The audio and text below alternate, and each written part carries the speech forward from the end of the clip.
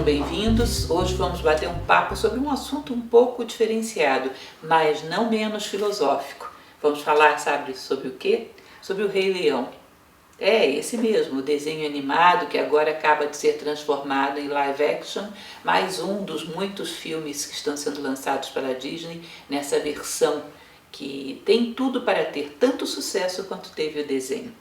Talvez vocês saibam que o roteiro original do filme, o filme é de 1988, e ele foi um dos trabalhos mais elaborados da Disney, mais complexos e também uma das maiores bilheterias. Se vocês forem ver, as histórias são sempre baseadas dos grandes desenhos da Disney em algum conto anterior. O Rei Leão não. O Rei Leão é um roteiro totalmente criado pelos roteiristas da Disney. Passou por inúmeras transformações até se tornar consistente. Envolveu um trabalho tremendo de profissionais entre animadores, roteiristas, dubladores, trilha sonora. Diz que só uma das cenas, que é a cena de debandada dos gnus, levou 4 anos para ser acabada. E além disso tudo, ainda houve o descrédito, porque a história não parecia original, poucas pessoas acreditavam nela. Além disso, estava sendo gravada em paralelo com Pocahontas, que era uma história que parecia ser bem mais consistente. Bom, o ambiente no qual foi pensado, imaginado o Rei Leão foi o Parque Nacional do Quênia. Ali eles imaginaram como sendo as terras do reino, a savana onde reinaria o jovem Rei Leão. E a partir disso se criou um argumento simples, mas muito convincente. E nós vamos ver que foi a grande razão de impacto do filme. Não só a perfeição técnica, não só a beleza de algumas cenas, como aquele do círculo da vida com que você se depara logo no início. O filme é todo recheado de cenas muito belas, mas a consistência desse roteiro. A história aparentemente simples de um jovem leão que foge das suas terras, convencido de que foi responsável pela morte do seu pai, enganado por seu tio, e que depois de algum tempo é convencido a voltar, tirar o seu tio do lugar que ele tinha usurpado, retomar o seu lugar como rei. Basicamente um roteiro simples, bastante simples, mas por trás dessa historinha simples de tirar um rei usurpador, retomar o seu lugar, ser um novo rei justo e bom, existe todo um conjunto de inspirações que vocês já devem estar começando a pegar pelo ar. O argumento lembra muito o teatro grego, sem sombra de dúvida, o drama e até mesmo a tragédia grega. Nós temos aí a inspiração em 2 passagens bíblicas, na história de José e na história de Moisés. Tivemos inspiração no grande drama shakespeariano Hamlet, que esse com certeza é o que mais se assemelha. Enfim, todo um conjunto elaborado de referências. O próprio Bambi antigo, nós vemos aí algumas referências importantes. Percebam então uma coisa interessante. O que a gente poderia perceber de similaridade na história de José, vendido pelos irmãos para o Egito? História do filho abandonado, afastado do pai, que tende a retomar o seu lugar de direito por mérito. Nós vemos Moisés aí também, mais uma vez, a criança que por razões trágicas é afastada da família ainda muito pequena e tende a retomar o seu lugar e ser aquele que conduz o povo de Israel, ou seja, a criança predestinada a ser grande, apesar de um destino ingrato na infância. Já em Hamlet tivemos bastante mais coisa, né? Hamlet é a história do príncipe da Dinamarca. Se vocês relembram basicamente a história, Hamlet teve o seu pai assassinado por seu tio, Cláudio, e o seu tio desposa sua mãe, Gertrudes, e num determinado momento, Hamlet, que nunca se conformou muito com aquela história, encontra o fantasma do seu pai, que lhe conta tudo o que tinha acontecido, que tinha sido assassinado pelo seu próprio irmão, e pede a ele vingança. Ele encontra nas sombras da noite o espectro do seu pai, que aí vai desenvolver toda uma trama para poder expor o seu tio, vingar-se do seu tio e fazer com que as coisas voltassem ao seu lugar. Só que tem um detalhe aí que faz com que Hamlet vá mais para o lado da tragédia do que do drama. O Porque Hamlet, na busca de vingança e não apenas de harmonia, de recompor a ordem do universo, ele acaba fazendo com que a sua história, pela perda da confiança na ordem das coisas da natureza, a sua história saia de um drama e se torne uma tragédia. Para aqueles que ouviram aquela nossa palestra que tenho citado tanto, que para mim foi uma das mais importantes dos últimos tempos, que é o último e penúltimo capítulo lá da Conquista Psicológica do Mal, a gente falava sobre um fato muito interessante, recorrente, tanto na Índia quanto no teatro grego, que é o fato de que o ser humano entra na vida, passa por uma sucessão de provas, muitas vezes muito duras, a partir da superação dessas provas, sem perder a fé na vida, na ordem da natureza, naquilo que os indianos chamam de Dharma, ele recupera essa ordem num estado de maturidade bem superior. Ou seja, entre um drama e outro, o homem vai crescendo até chegar à consumação do seu papel na natureza. Isso está presente tanto no drama grego quanto nos livros sagrados da Índia, ou seja, uma mesma ideia, o Dharma, a crença do homem na lei do Dharma. Nós vamos ver que Hamlet troca a confiança pela vingança. Isso faz com que no final tudo se resolva numa tragédia. Quase todos os personagens morrem, ele, o tio, a mãe, todos morrem no final. Então nós vemos traços muito fortes aí do Hamlet nessa história. Vocês devem lembrar do encontro de Simba com o seu pai, conduzido por Rafiki, o pai que no meio das nuvens aparece para ele e diz que ele retomasse o seu lugar, que diz para que ele assumisse o seu lugar no ciclo da vida. Então tem uma série de elementos, a retomada do reino de Mufasa, seu tio, todo um conjunto de histórias que nós vamos analisar já já melhor.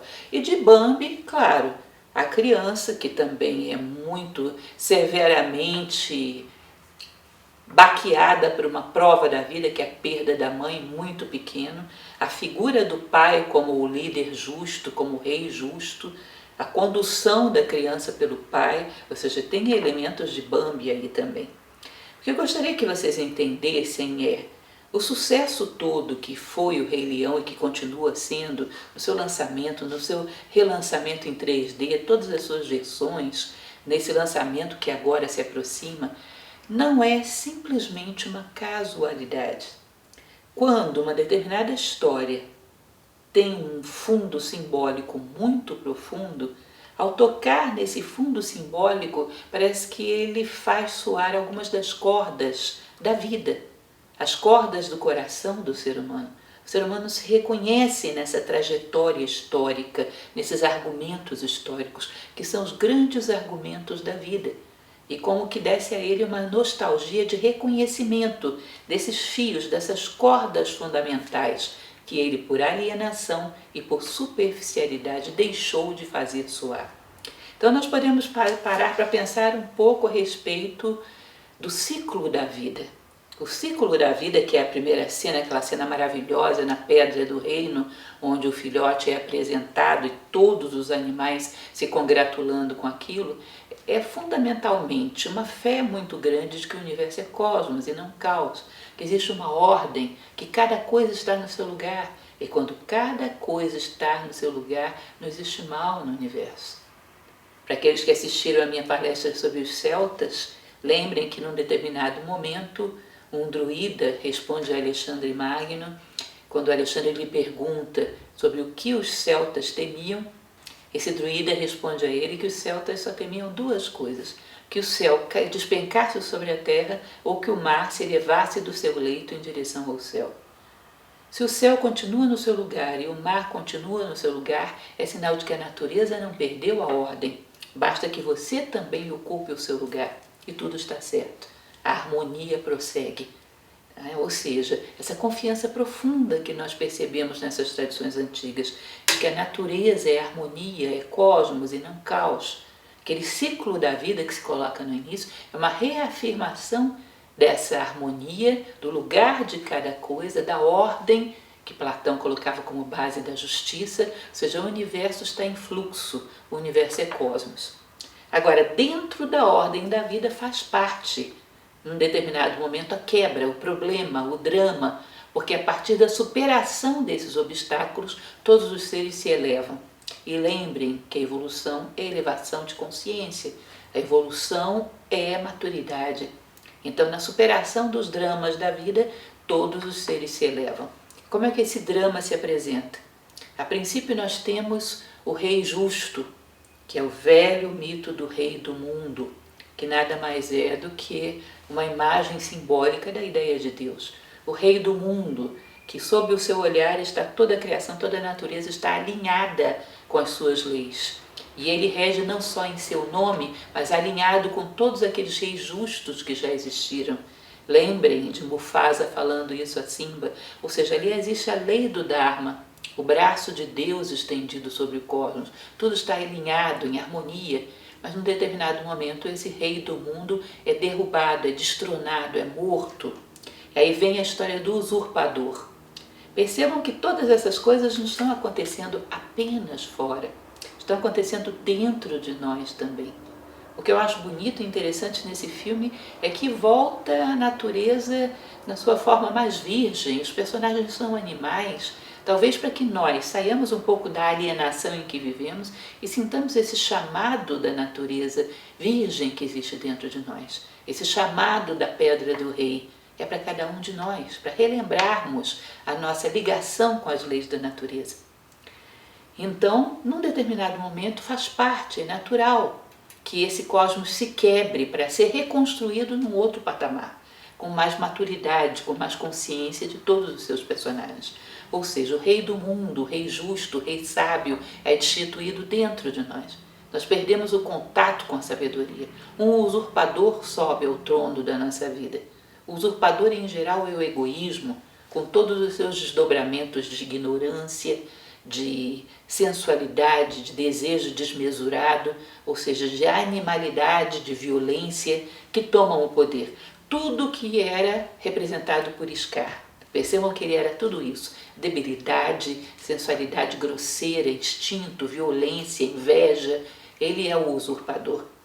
Quando o homem vive um momento de caos, quando ele internaliza esse caos, o usurpador está no poder dentro dele.